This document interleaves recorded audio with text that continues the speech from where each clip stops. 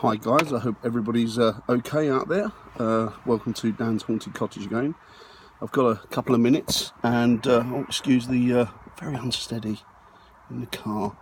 I've got this new phone, basically it's a phone holder for the car, but it's not that great, eh? Viva eBay. Anyway, let's try and get that sorted. Hopefully that should do it. Right, let me start again. So, hi everybody, welcome to Dan's Haunted Cottage. I'm out and about today. I'm very scruffy. Once again, it's my day off, so I'm making the most of it and doing absolutely nothing, apart from my bits and bobs that the wife's telling me that I need to do. Now, whilst out and about, I thought I'd do a little talk for you, more of a summary really, and the summary was on particular hauntings. And I'm often asked, you know, what constitutes a haunting, Dan? Well, for a start, let's get to the point. There's lots of different types of hauntings. There are hauntings that are like place memories. Most people call them, they refer to them as stone tape. That is to say that those are incidents and actions that are recorded in the building properties or in the properties of the building. So maybe there's crystalline in there, maybe there's some form of rock, and a certain rock acts like a tape. Or certain minerals or materials that are in the building structure act like a tape, and they record things that have happened that have been repetitive over time and time again. And then what they do when the environmental conditions are right, then they replay them, and it's kind of like on a loop. So those are kind of place memories. Those are things that, so for example, you see somebody walk out of one door and then walk across the room, stop to look out of a window, and then walk out through the wall where there used to be a door, but there is no longer a door. Then that is chances are that is place memory. That's a non-intelligent haunting. That's a non-intelligent piece of activity. So that's just like something that's recorded over the years and just plays out time and time again. Which is why I think that a lot of people, when they experience these kind of conditions or they experience this kind of activity, they say, well, you know, this apparition was see-through, or I could only see its legs, or I could only see its top half, or there was just an arm. And I think that just like any recording medium, over years and years and years, what happens is that the credibility of the material breaks down. So hence you lose the quality of the film, or you lose the quality of the footage. And I think that's the same with apparitions and ghosts, certainly with residual hauntings. So they're just place memories. You also have intelligent hauntings, and those are the ones that those are the frightening ones. Those are the ones where you'll maybe see an apparition or a spirit, but what it will do is it will be looking at you. So it's registering that you are in the room, and you are registering it's in a room. So there's a kind of a liaison between you. You're actually acknowledging each other's presence. Now, sometimes that energy will try and converse with you in many ways. It might be able to do it audibly, it might be able to do it by pointing, it might be able to do it purely and simply by putting messages into your mind.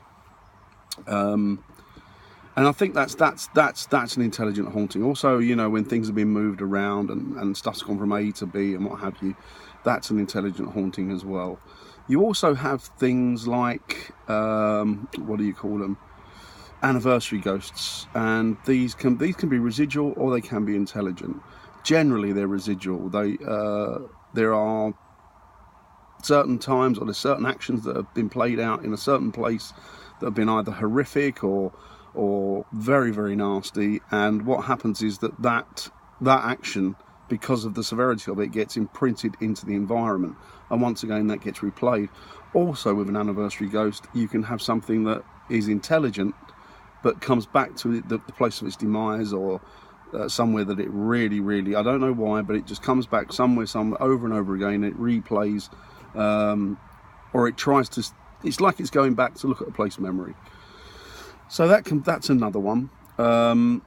You also have crisis apparitions, and those are the ones that they kind of interest me a bit, because those are the ones that people, for example, if somebody goes off to war, and a lot of it was reported during the First World War, a lot of people came forward, and there's a lot of research done on it. And during the First World War, lots of people came forward and said that their loved ones had appeared to them, And they thought, well, how'd you get home? What are you doing here? And they've been standing in the room, but they've barely, if at all, uttered a word. And then they've drifted off. And it's at that point that the person who's experiencing the apparition, experiencing the haunting, knows that there's something that's happened with that person.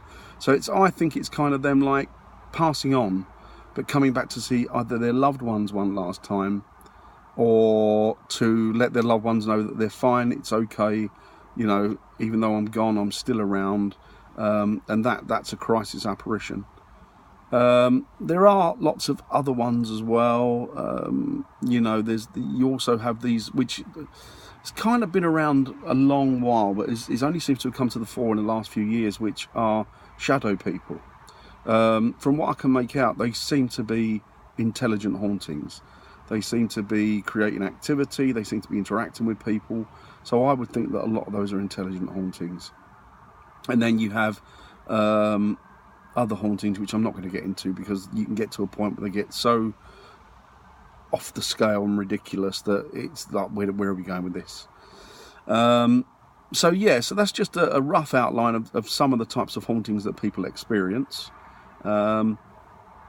And I hope that kind of outlines a little bit for you and gives you an idea of some of the things that we look for when we go out and we experience activity, or when we're told there's been activity in a certain place. We have like a data log that we run through, and then we work out from that data log whether that activity is probably residual. Chances are it might be residual, whether it's intelligent, so it's an active haunting, and so on. So there is definitely a scale to the hauntings. And that's the way we do it. It works really well for us. It's worked really well for me over the years. And, you know, it's helped us to put together a form. And it gives us an idea and a structure of what the haunting is, what it's about. And then once again, through detective work, we try and work out why the haunting's happening and why it's apparent to certain people and not others. And yeah, that's what we do. So that's just some of the hauntings. There's a lot more out there, and I'll give you more details on those later, but that's about it really. So as I say, I hope that gives you a bit of an outline as to the type of thing we do and the type of different hauntings that are experienced. And yeah, so I'm going to carry on with the rest of my day. I've got a coffee here. I'm going to enjoy that before it goes too cold, and then I'm off to pick up my daughter from school. And then I've got a whole range of chores and stuff I've been told to get on with by my wife, so I better do that. So yeah, so thanks very much for listening, guys. If you haven't subscribed, please subscribe, obviously, if you want to. If you don't, thanks for watching the video, and I'll see you soon again. So from Dan's Haunted Cottage, and from Dan, it's goodbye. Thanks very much. Speak to you all soon. Bye.